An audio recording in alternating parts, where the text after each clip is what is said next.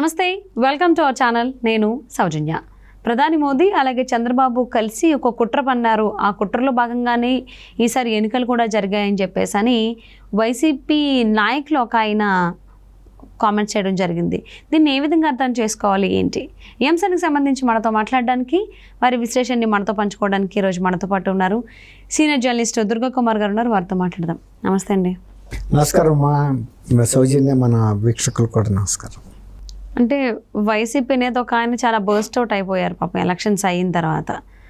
So ప్రధాని మోదీ అలాగే చంద్రబాబు కలిసి కుట్ర పన్నారు అని చెప్పేసి అని అంటున్నారు. వైసీపీని ముంచేశారు, కావాలని ఇదంతా చేశారు, ఇదంతా ఒక ప్లాన్ అంటున్నారు, ప్రీ ప్లాన్డ్ అంటున్నారు. సో ఆయన అందరికీ తెలిసిందే అనిల్ కుమార్ యాదవ్. ఆయన కామెంట్స్ని ఏ విధంగా తీసుకోవాలి అంటారు?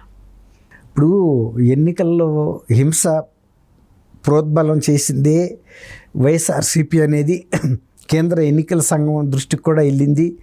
అనేక మందిని డీజీపీతో సహా కానిస్టేబుల్ వరకే అనేక మందిని వాళ్ళు ఎన్నికల విధులకి దూరంగా ఉంచారు. అది ప్రభుత్వం యొక్క కుట్రను బయటపెట్టింది.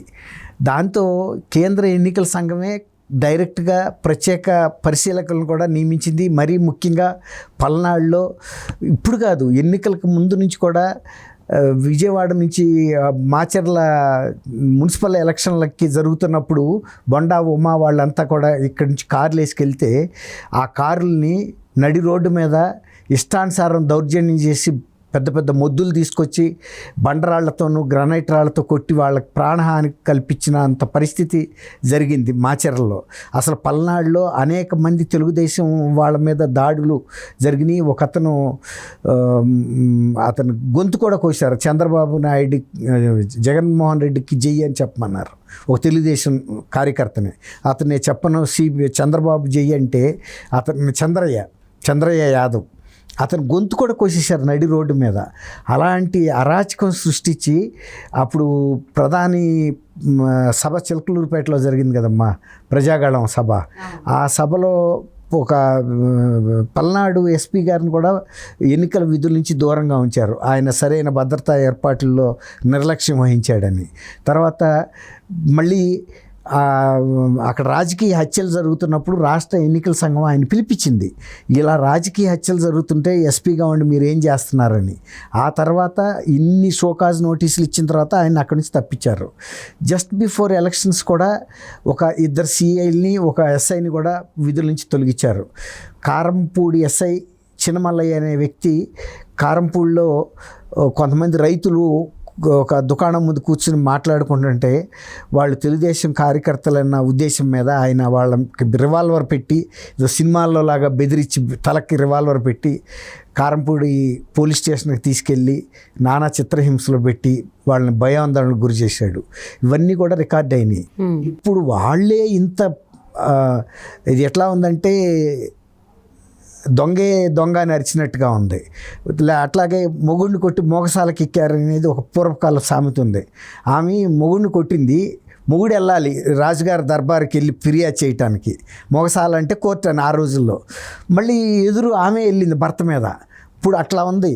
వీళ్ళు ఎన్నికలు అయిన తర్వాత కూడా అక్కడ ఇంకా దాడులు జరుగుతూనే ఉన్నాయి. గుంటూరు జిల్లాలో ఇప్పటికి కూడా రాత్రి కూడా జరిగినాయి.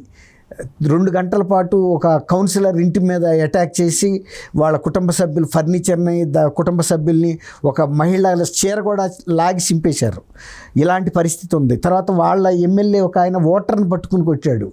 ఆ విధంగా అక్కడ దౌర్జన్యాలు జరుగుతుంటే అనిల్ కుమార్ గారు అక్కడ నెల్లూరు నుంచి వచ్చి నరసరావుపేటలో కంటెస్ట్ చేస్తూ ఇక్కడ శాంతి భద్రతల గురించి ఆయన చెబుతున్నాడు.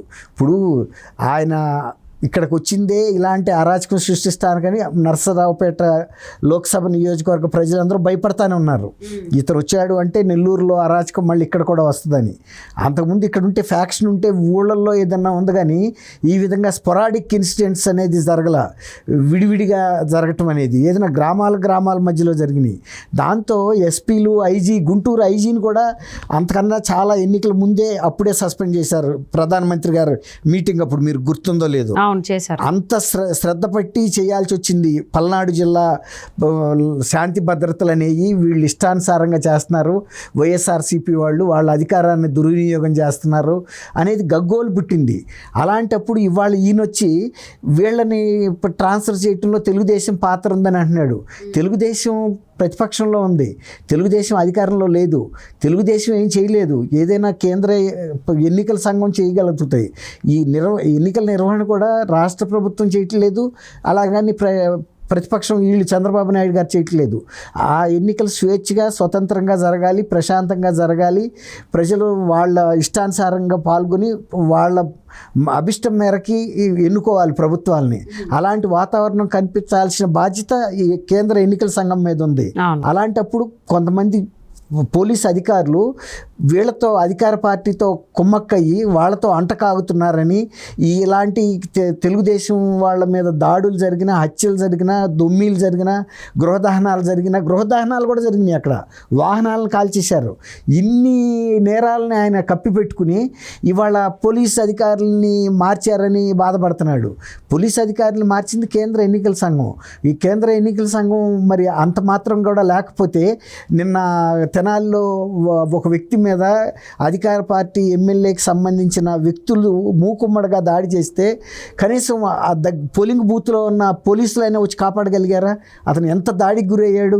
తర్వాత ఇప్పటికి కూడా తెలుగుదేశానికి ఓట్లు వేశారనే మిషతో తెలుగుదేశం చెందిన సానుభూతి పరుల మీద, నాయకుల మీద యథేచ్ఛగా దాడులు జరుగుతుంటే ఇంకా ఈయన బాధపడేది ఏంటంటే మాకు ఇంకా స్వేచ్ఛ ఇవ్వలేదు, తర్వాత పల్నాడు ఎస్పీ గారు వెళ్ళి మాచర్లలోనే కూర్చున్నాడు అంటే కూర్చోవాల్సి వస్తుంది.